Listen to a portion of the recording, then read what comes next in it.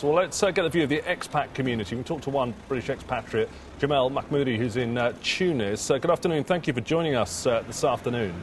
Hello. What is the view of the expats in Tunisia? Is it one where you're happy to stay put and let this ride out, or are people worried and they want to leave?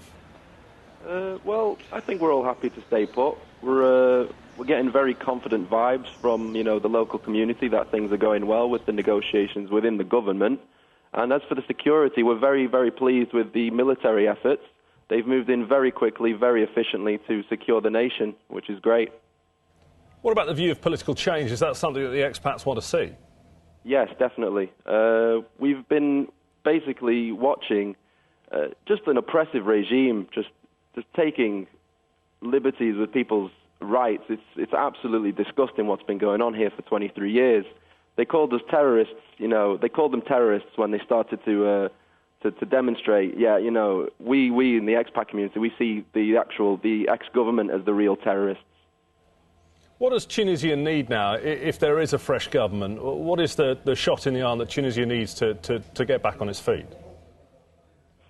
Lots of things. There needs to be social reform, political reform, economic reform.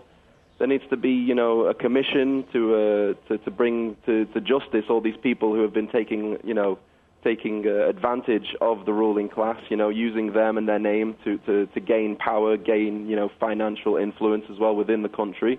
There needs to be, people need to be held accountable. They need to be, there needs to be a lot of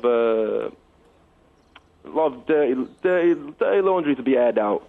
We've been watching the local news, the local television. For the first time, we can actually see the happiness on Tunisian people's faces. They're having, civilized debates about, reforms that are required for their country to move forward. And we're very happy for them. They're being very civilized given the situation. They're doing their best, to not let this descend into just a big war, I suppose, is the thing you could say.